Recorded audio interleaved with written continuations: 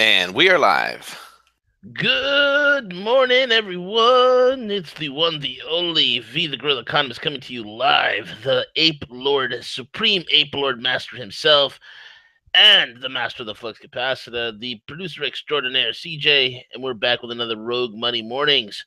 With that being said, check out our website, roguemoney.net, the preeminent one-stop shop for all things geopolitical, geostrategic, and geoeconomic. We put it together and do it in a way that no one else can. Also, check out our sponsors, myfreedomnow.us, myfreedomnow.us. If you need money, you need your credit fixed, you need whatever the heck you need to get yourself together financially speaking, whether you're in debt or in turmoil, check out myfreedomnow.us. With that being said, guys, also check out our other sponsors, mygoldusb.com. Mygoldusb.com. Surf the dark web. Go with the military grade encryption. That's 1024-bit. Make yourself invisible to the NSA. Secure your Bitcoin wallet all with one device. MyGoldUSB.com. With that being said, CJ, what is going on? Hey V, good morning. Good morning. It's Friday. I'm pumped up. The weekend's coming up. We did a great job. You did a great job last night with Roger Veer, the interview that we did an exclusive live stream to Steam It, which was kind of fun to do it that way. Mm-hmm. Absolutely, man. It was a lot of fun to put it on Steam. It again, we're utilizing alt platforms or alternative platforms to the traditional staple of internet ghettos that most people are stuck on. So again, my message to everybody: if you wanna unplug, start utilizing these alternative means to and get it done. Yeah, it was a great interview, man. Roger touched base on a lot of things, especially what's going on with Bitcoin. So if you get a chance, folks, go over to Steam It and check it out. Read it, watch it. It's awesome. Yeah, it's good stuff. Great stuff. Absolutely, man. Absolutely. All right, Siege, let's get into the day. I got all these things flying at me already, but let's get this going here, man. It seems that the SEC suspends trading publicly for publicly listed Bitcoin firm. Canadian regulators also cracked down. The powers that be keep trying. And I think Roger's explanation of this nonsense, okay, was very. Roger really spelled it out. Okay, really spelled it out. Okay, and again, folks, forget about the these exchanges. Okay, and you want to go on exchange, you can go on an exchange. Okay, but the whole power of Bitcoin is not put on exchanges. The whole power of Bitcoin is not that people are trading it. The whole power of Bitcoin is the usability and utility of Bitcoin and other cryptocurrencies, okay, that are starting to proliferate throughout the world. In the first 2 weeks of August, shares of a publicly traded Bitcoin firm, Bitcoin Capital, exploded almost 800% higher on dramatic volume as cryptocurrency headlines began to hit the mainstream. Now, you gotta understand, a lot of these things that are happening on these exchanges, none of this stuff is recorded on the blockchain. Okay, so please understand that. Okay, so when you're putting your stuff in an exchange, we don't really know what the hell's going on in there. The SEC, I kind of get what the SEC is trying to do. They're trying to clean it up. They're trying to, make it that investors don't get screwed out in the process. But also understand it's a double-edged sword. They want to make sure that the investors don't get screwed out in the process. But what they're also trying to do is they're trying to make sure that their banker buddies stay in business because Bitcoin is going to be the kill shot, or cryptocurrencies, let's just say cryptocurrencies in general, are the kill shot to a lot of these mainstream governmental agencies and things of that sort. Because who cares? Who cares what kind of laws these guys do? Because they cannot simply control it. The surge in interest appears to have gotten the attention of the SEC, who just halted trading of the Canadian firm. As CoinDesk reports in a statement, the SEC said that the suspension, which began at 9:30 a.m. Eastern this morning, would last at least 12:59 a.m. Eastern on September the 7th. First Bitcoin Capital shares are traded over the counter. Again, that's all done in the OTC market. And prior to the suspension, we're trading at $1.79 a piece, according to the data from Bloomberg. The SEC said that it was moving to suspend trading because of concerns over the information published by First Bitcoin Capital, including the value of the assets it claims to possess. The agency wrote a suspension notice And according to its website, the Canada-based firm operates a number of cryptocurrency-related business lines, including Bitcoin's exchange and network of ATMs. Fresh Bitcoin Capital did not immediately respond to the request for comment. The move represents the second cryptocurrency-related suspension initiated by the SEC this month. One of my partners, Matt, has been looking into this, and he's been studying this thing hard body. And I call him Crypto Matt at this point. He's been studying this thing hard body, and he can actually track that there is something nefarious at work here, especially with these. See, they can't control the blockchain. They cannot control the individual currency. They cannot control the individual cryptocurrency. So the only way of manipulation these guys have, the only exploitative tools that these guys have are these exchanges. Somebody's going around, and we don't know who the player is at this moment. We have an idea, but we don't want to mention any names. Okay, and there is some governmental ties here, which I cannot divulge at this moment. There is a player trying to shore up this whole entire cryptocurrency craze. They're trying to, and again, their only exploit is the exchanges. That's the only exploit they have. So do not let your heart be troubled. They don't have control of the blockchain. They do not have control of the currency. They only have control over whatever these exchanges are, which are basically like, any other type of stock market type thing. That is what they have access to, and that is what they can control. That is what they can eliminate or manipulate or whatnot. So there is a move here, and as further information, as we are able to unearth more information, because there is investigation that is done right now by members of Team Rogue Money, okay, and especially on the cryptocurrency side. And as soon as we unearth more information and intel, we will be the first to share that with you. Siege. Well, yeah, I mean, if you think about it as far as the utility V, and that's something that I've always believed in. The heck with these exchanges, the heck with these. There's no reason. You can go directly and buy it, from Bitcoin. Go directly to buy it from Litecoin.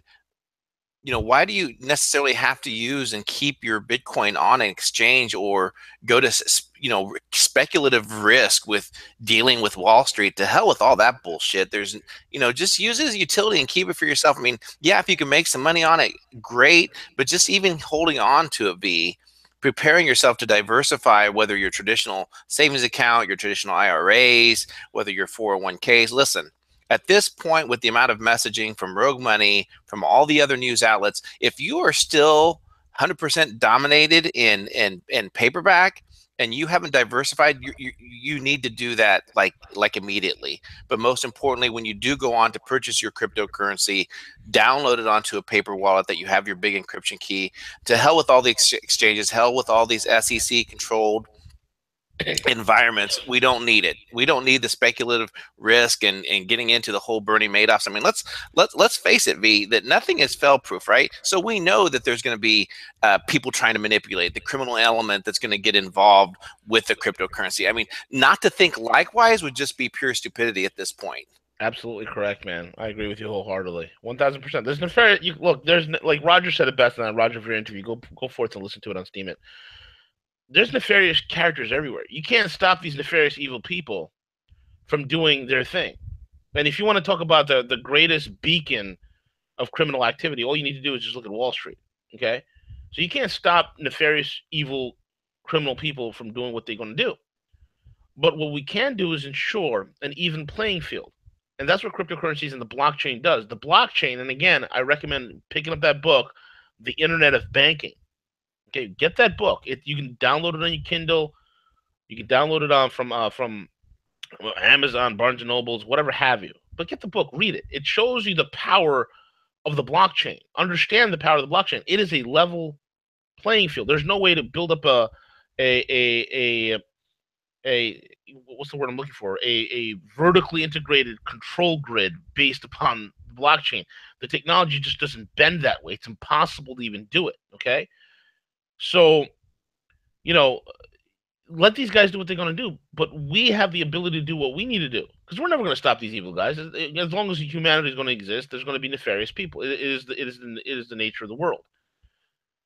But that being said, let's partake in something that nobody could shut down. Let's partake in something that nobody can stop. Let's partake in something that nobody can halt, and that is what cryptocurrencies are all about. Okay. Moving on, CJ. It seems like the U.S. has snubbed another ally. Another one bites the dust. Is I think that's going to be the theme song here for here on out. Yeah, Boom, boom. this is specifically. You remember the speech that Trump gave in regards to Pakistan, and labeling them a basically a hosting terrorist activities and shielding them and everything that's transpired there. I believe Pakistan has nuclear weapons. Basically, the U.S. basically gave to them, right? Didn't we give them the technology to have their nuclear arsenal be? Yeah. I believe at some point in time in No. history. I Yeah. think they developed it on their own. I mean, we might have. I'm not. That's a history right there. I'm not too familiar with Pakistan. Yeah. So who knows? So regardless, they're coming out and saying, listen, we need to put some eyes on Pakistan. We need to put some pressure on them to go after these terrorist organizations.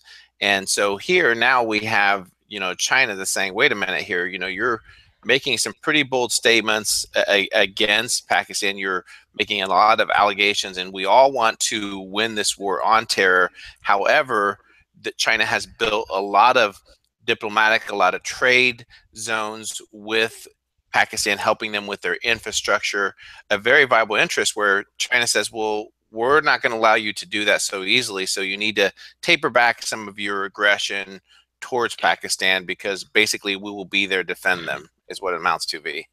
Yeah, absolutely, man. The funny thing is like when they're told that hey, Pakistan's harboring terrorism, Pakistan's like, but wait a minute, our intelligence service, the ISI, and your CIA helped create these guys, and you, what? You told us to smuggle in arms into the Pashtun, what eastern regions of Afghanistan, or I'm sorry, the western region, yeah, the eastern regions of Afghanistan. You told us to smuggle in arms into the Pashtun held countries for the Taliban, but why are you blaming us now?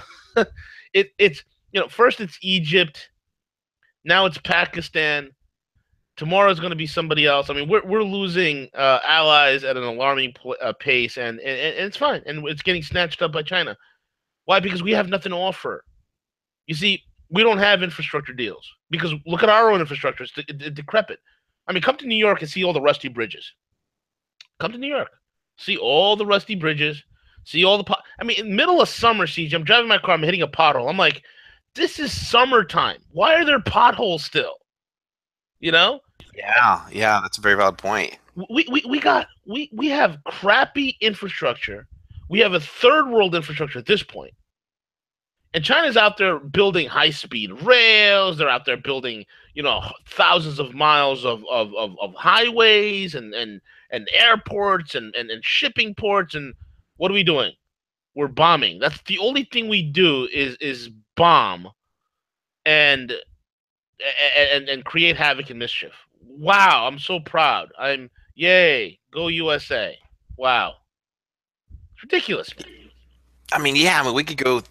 It could possibly be a whole show in regards to our foreign policy, and ranging from Iraq to the Prescott Bush and J.P. Morgan, their involvement with the Nazis. I mean, they're just history time after time has told us that we've been on the wrong side so many times consistently, and for us to have the knowledge that there was deep state, the cabal activities in Syria, to not only to arm, to fund, protect ISIS, Yep.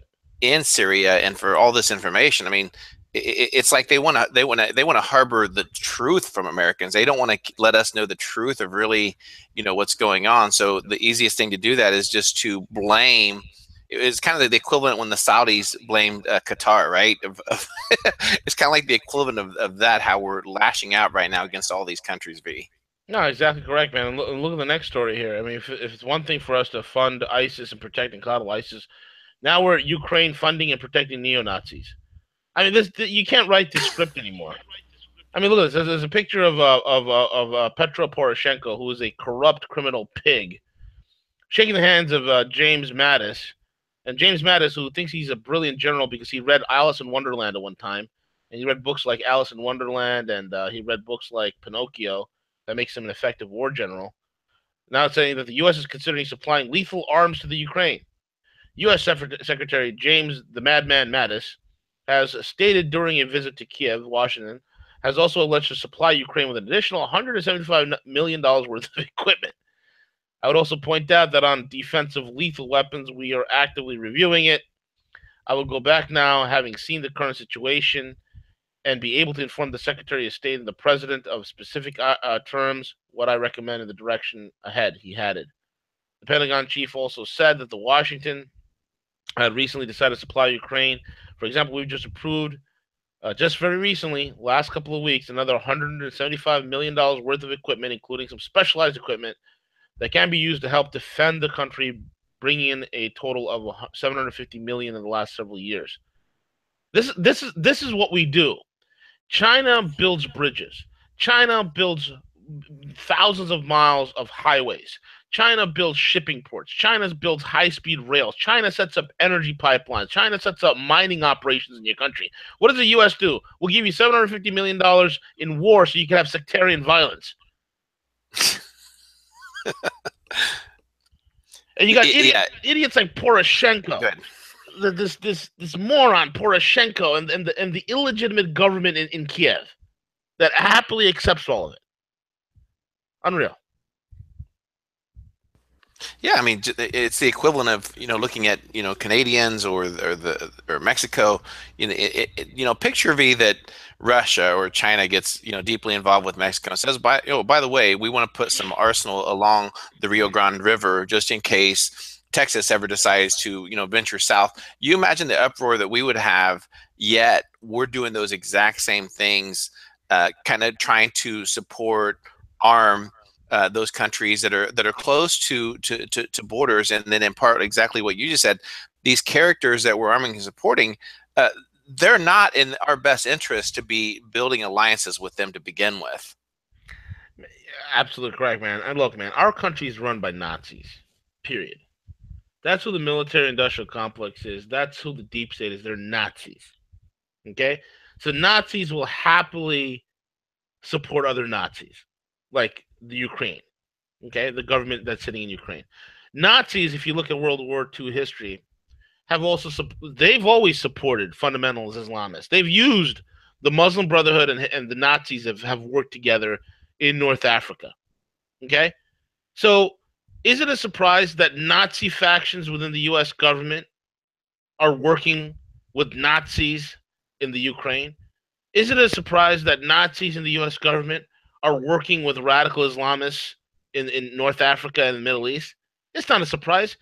Nazis are doing what Nazis do best: wrecking things, breaking things, destroying things, creating chaos at a massive, massive body count and loss of life and a humanitarian crisis. These Nazis need to be caught. They need to be executed. A bullet to the back of the head. Line them up on the wall, and one by one, they should watch as their co-conspirators have their brains painted on a wall, one by one, by one, by one. That is how you deal with Nazis. Real Nazis. Not these idiots, thinking they're fighting some sort of separatist movement or blah, blah, blah, and they're out there in Charlottesville, and not those idiots. Those are useful morons. That's cannon fodder. I'm talking about those that are in the higher reaches of the deep state, of the military-industrial complex. These Nazis that are running it. That's how you deal with them. Bingo. All right, man. Let's talk about advocacy and rallies, brother. Yeah, I would really like for there to be a pause in regards to this whole, and I'm being very careful how I say this because obviously I'm a huge advocate for free speech and everything. However, these rallies that are being conducted, this weekend they're going to be having these rallies in San Francisco and then once again in Berkeley. However, in regards to these rallies, there needs to be a strategy. There needs to be proper press releases, what the events are about. And what I'm getting concerned about is that when you take a look at some of these rallies and you take a look at who is kind of coordinating them, in some events you don't even know who's coordinating them. So I feel that there could be attempt to, just set up situations to just continue the element of chaos in the United States when it probably truly only affects probably less than 0.001% of our population. And I have specifically reached out, V. So some of the people that said, yes, I'm going to be there in Berkeley. Yes, I'm going to be there. It's great that we're going to do this, but let's pause. Let's have some strategy. Let's have some interviews to talk about what the event's about, more public awareness regarding it, not just having a rally just to have a rally, V. That makes absolutely no sense. And my fear is they're being set up. So like this one, for example, V, this one that's going to be hosted this weekend, and they're calling it Freedom Rally San Francisco. When you go to their Facebook events page, it's hosted by Patriot Prayer. Okay, who's Patriot Prayer? And yeah, we think it's cool they're going to come together and pray and all that. But where's their press release? Who are the speakers at their event, and are they being set up? So again, I've reached out to them and say, hey, come on air. Let's talk about. I know Joe Biggs is probably going to be at these. Let's go on air and let's talk about what this event are. I just think again, just getting out there and just saying we're going to tour the country and have all these rallies, it just doesn't make sense. There needs to be a pause to come up with some strategy of this going on. I'm not saying they're fueling the fire, but I'm just concerned that there could be a situation that they're possibly being set up just to give that image that there's all this going on, all this chaos around the United States. And who they're going to blame for this? It's going to fall back to Trump regardless. But there just needs to be a pause with this whole advocacy, just to align some people, some communication, develop some strategy regarding it, V. Right, absolutely correct, man. I think well, here's my message. Okay, you want to protest, stop wasting your freaking time. All you're doing is going out there and giving atomic wedgies to these Antifa kids. All you're doing is going out there and getting, or you might even get pepper sprayed, or you can get hurt, or you could hurt somebody else. Hell, you can kill somebody else by accident, maybe even on purpose and not even realize it. Okay? And then you're in trouble. And most of us, okay, especially people that listen to broadcasts like this, you got stuff to lose. Okay? It's not worth for you to do this. You want to protest these idiots? Pull the plug. De-Googleize yourself. Get out of Facebook. Shut your Facebook profile off. I'm talking about there's a way to completely eliminate your Facebook profile. I'm sorry to say this, but look it up in your browser. How to completely delete your Facebook profile. Get rid of it. You don't need it. Okay. Start using alternative platforms. Start participating in cryptocurrency. Go to bitcoin.com, Roger Veer's site. It shows you the easiest way on how to get involved in cryptocurrency. Get your wallet, get everything set up. It's simple. Bitcoin.com. Go there, get things going. Okay? If you can't afford Bitcoin, get Bitcoin Cash. It's cheaper. Okay? I'm going to get some Bitcoin Cash today. All right? So that's how you want to protest. Protest with your money. Protest with your money. Protest with your time, talent, and treasure and other means. These protests are doing nothing. It's immature. It's freaking childish, man. And all it's doing, you're playing into the powers that be. The deep state loves this crap because it's more video footage that they can slant. Look, guys, it's about controlling the narrative. Okay? It's about controlling the narrative. We go out and protest. We get into these fist fights and squabbles. Okay? And yes, it is Antifa that's starting the beef. I know that. I know we all like to kick Antifa's ass. I get it. Okay? But you have to understand, we're playing into their game. We go in, we engage in a fist fight with these guys. We're no longer controlling the narrative. They're controlling the narrative. Disengage. Screw these protests and demonstrations. If Trump wants to do something, let him go around the country with his rallies to solidify his base. That's fine. Okay? Let him do what he's got to do. But in terms of the people, there's no point in engaging into these fist fights and squabbles. You want to protest, unplug. Unplug. That's how you protest. Well said. Well said. Anyway, man, the war on truth. We need to march on DC and the DC establishment. That's what we need to march on. Bingo. That's what you This is know. Go ahead, Cece. yeah, this is the last one that I want to cover because the last two are just kind of more of the same V. But this one, again, we've said it many times, is that we're protesting the wrong against the wrong people. The real war on truth is the DC establishment. And Right. here's another perfect example, V, a perfect example. So the U.S. Senate, V, is considering a bill that would classify WikiLeaks as a non-state hostile intelligence service. Can you Wow. believe the arrogance? So this is quote unquote, it is the sense of Congress that WikiLeaks and the senior leadership of WikiLeaks resemble a non-state hostile intelligence services that often abetted by state actors and should be treated as such as a service by the United States and a section yada yada yada. So, to think that the amount of information that WikiLeaks has released, amount of truth to expose criminality in DC of both parties. V, where is the bill labeling George Soros and all No. of his NGOs as an aggression or a hostile state service? Where's the bill for that, V? I mean, this just exposes the amount of criminality in the Hill, in DC, and in the Congress. Yeah, I mean, first question I'd like to ask is who the hell is Senator Wyden and what's his connections? I guarantee you he's on Soros's take. I guarantee you that. And then the idiot Jeff the Reefer Madness Sessions. Okay, Jeff Reefer Madness over here. He needs to stop us from utilizing cannabis. Oh my God. What did Reefer Madness say about Julian Assange? That his arrest is a priority. And he says we're going to step forward our efforts and already are stepping up for our efforts on all leaks. This is a matter that's gone beyond anything I'm aware of. We have professionals that have been in security business in the United States for many, many years that are shocked by the number of leaks, and some of them are quite serious. Dude, your leaks are in your own friggin' office. It has nothing to do with WikiLeaks, you moron. Maybe you need to have a reefer in your life. You'd be happier, Jeff. You'd be happier. Probably also get the munchies. But then you Just a see like, tad, maybe. yeah, just a tad bit.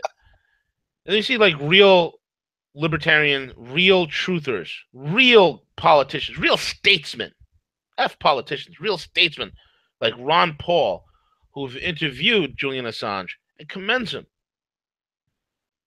This is what needs to be done. Government is not something that's done in secret. It's supposed to be done in plain light. We are literally gone ass backwards, man. Yeah, I mean, the best thing that can happen with this whole debt ceiling and budget deal, I imagine what they'll probably do, they'll probably pass a 1 week continuation to keep the government funded, but let it shut down. Yep. Let the government shut down, close it down, and keep it closed. If they pass a bill where they try passing some budget extension, whatever, then veto it.